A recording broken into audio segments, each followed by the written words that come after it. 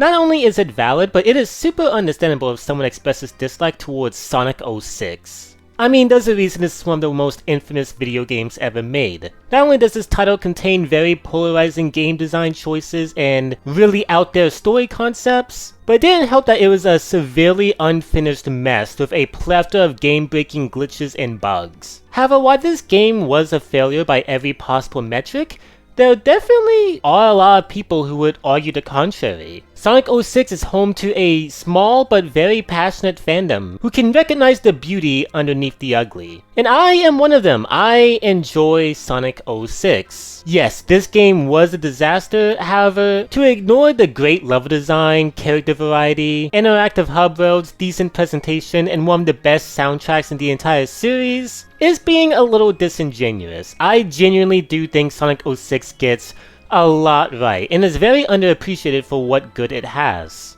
However, my main passion, my main love, my main draw to this game is inarguably the story. Call me crazy, but I think Sonic 06 not only has one of the best Sonic stories, but it's also one of my favorite video game stories ever made. Fantastic characterization, really intriguing concepts, beautiful themes. The narrative of Sonic 06 is just mwah. But many people feel the opposite, and that, along with all the other stuff I mentioned prior, is why Sonic 06 is genuinely disregarded, and Sega has tried to forget about it for years and have just recently finally started embracing it. And maybe it's gonna go somewhere unexpected. Recently, on a Q&A panel at a Sonic fan meet, the producer of Sonic X Shadow Generations, Shun Nakamura, was asked about possible Sonic Team remakes. And his answer was very vague. He basically just said old and new games remain appealing, but something pointed out by Tails channel is that this is the very same person who has expressed interest in remaking Sonic 06. And this discussion has basically just exploded, with a lot of people giving their thoughts, a lot of people loving the idea, loving the prospect of a Sonic 06 remake, whereas others think the game is fine as it is and doesn't need touching. And then there's people in the middle who do not care about the idea of a remake and would rather Sonic Team use their dev time to make new games rather than revisiting old ones. Me personally, I have really mixed feelings. A Sonic 06 remake sounds great on paper. I mean, this is a game that never really got a fair chance. It was rushed out the door, it was unfinished, and it was such an ambitious experience. So having a remake with today's technology and actual sane development cycle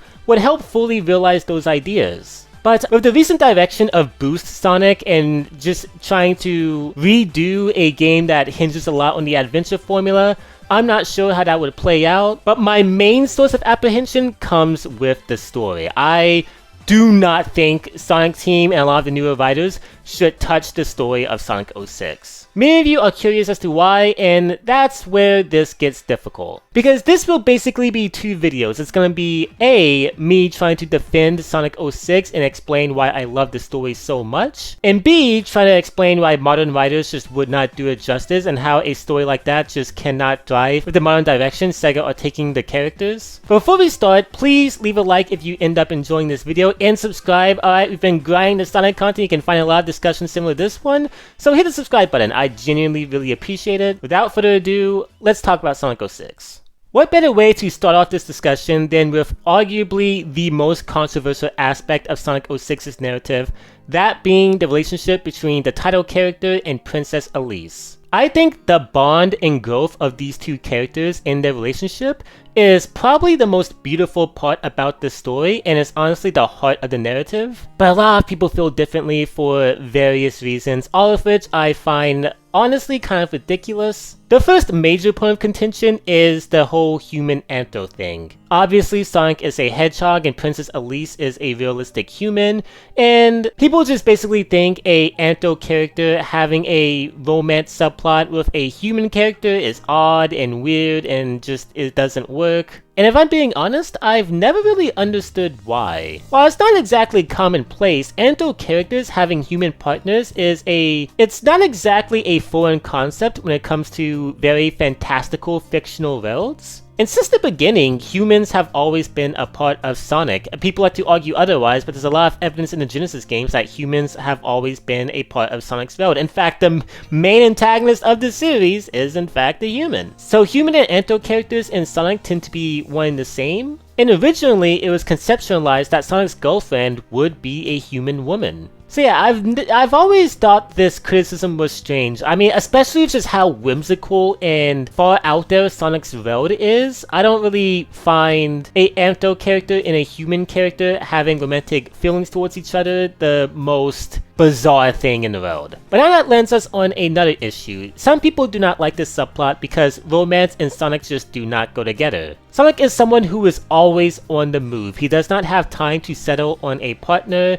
and he's never really been the emotional type. He's never really been one who is all about commitment.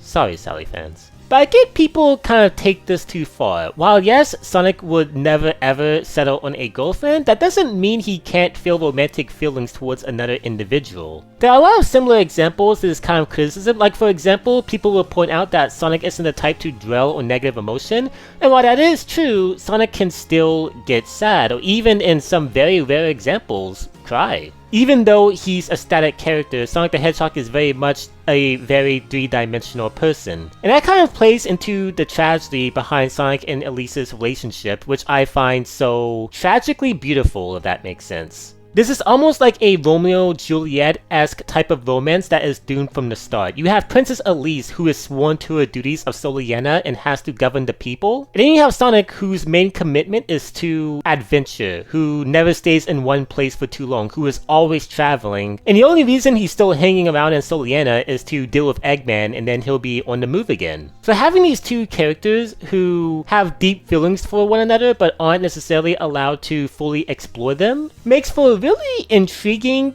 dynamic, and also makes for a emotionally engaging story, because even though these two can't necessarily be partners, you still can feel the change that occurs with Elise and the effect Sonic has on her. Elise is a very tragic person who, from childhood, has always been told to bottle up her emotions. She's a very stoic, mundane character who can't really feel anything strong, who can't really live life to the fullest.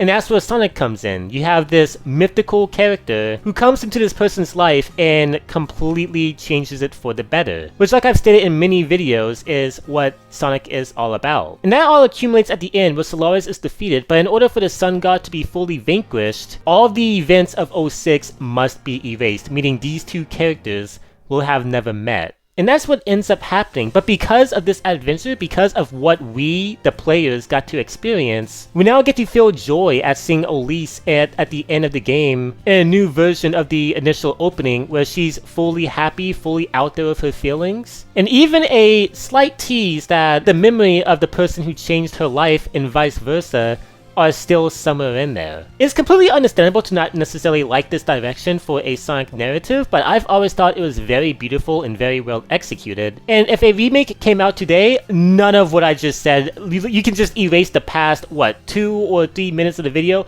none of what I just said will still be kept in the finished product. And that's because a lot of people hated Sonic Elise. In fact, I'm pretty sure a lot of people will watch this video and not necessarily agree with me because, again, people are in the vast minority who either doesn't mind or kind of appreciates the whole romantic direction that this game went in. And it's completely fair to dislike it. However, if you're remaking something, in my opinion, the goal of a remake is to keep that initial essence of the original story, but to further expand upon it and make it greater. And if you take out the relationship between Sonic and Elise, or at the very least repress it, you're removing so much of what made that initial story work.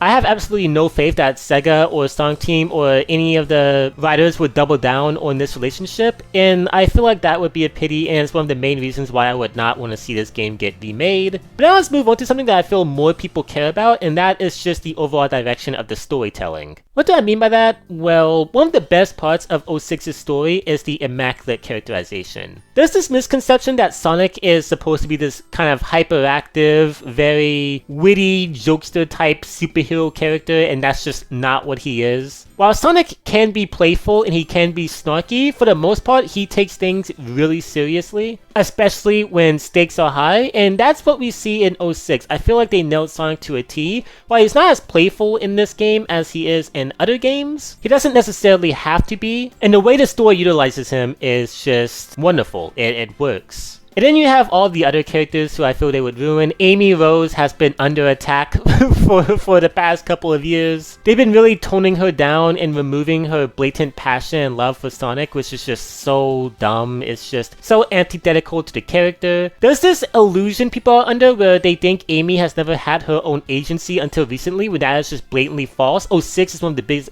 biggest examples of this. You literally see her cheering and being happy for Sonic when he and Elise get together, because even back then the writers knew that Amy was more than just her passion and love for Sonic. She was her own person. And I just do not, I'm just, guys, I would, if I see Amy in this story like talking about tarot cards and being like, oh, you mean my platonic friend Sonic, who I enjoy the company of? Sure, Silver, I'll take you to him. I will rip my hair out, guys. I cannot stand it. Shadow's arc in 06 is one of the most praised parts of that game's narrative, and I do not think they would do it justice at all. Because if this game did get a rewrite, Ian Flynn would be behind it, and I feel like a bully. The guy is talented, he's a good storyteller, but again, I have to preface because he's editor, because he writes so much of the modern material. His name is always there, and I have to point out that his writing style just does not fit Sonic that well. A lot of the stories he spearheads just lack a lot of the themes and nuances of previous entries, and just do not hold up to par. And when you're handling a rewrite of a story that tackles religion, biblical symbolism, and all these multifaceted characters, it's just, I do not think a lot of the modern writers could handle it. I honestly do not think so. I want to say this, it is completely fine to enjoy stuff like IDW or enjoy the new direction that these characters have been under since 2020, but trying to take a story like 06 that was written with a very refined set vision and rendering it through the eyes of people who see this world and see these characters entirely differently, it will just be this very clobbered, ununified mess. Just,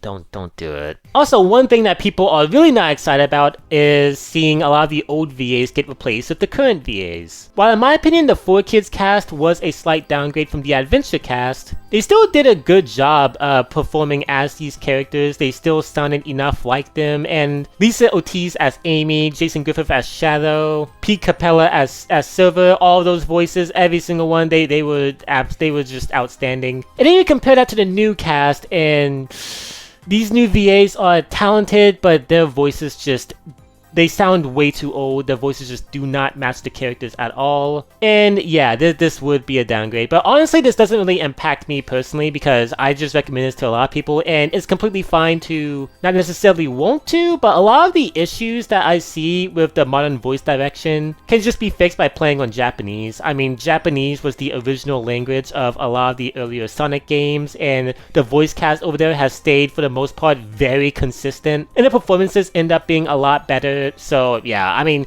this issue won't affect me at all because I mean, I'll literally just play the game in Japanese and wait for a retranslated mod to come out. But to people who play on English, yeah, no, this would be disastrous.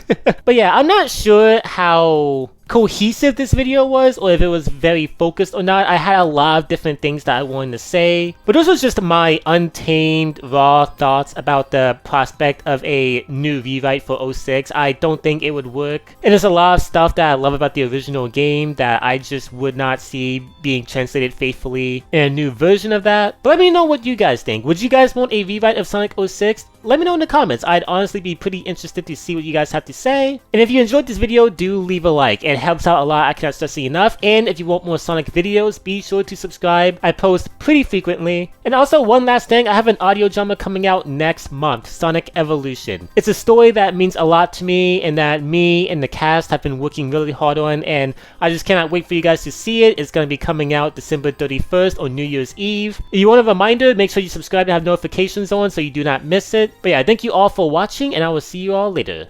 Bye for now.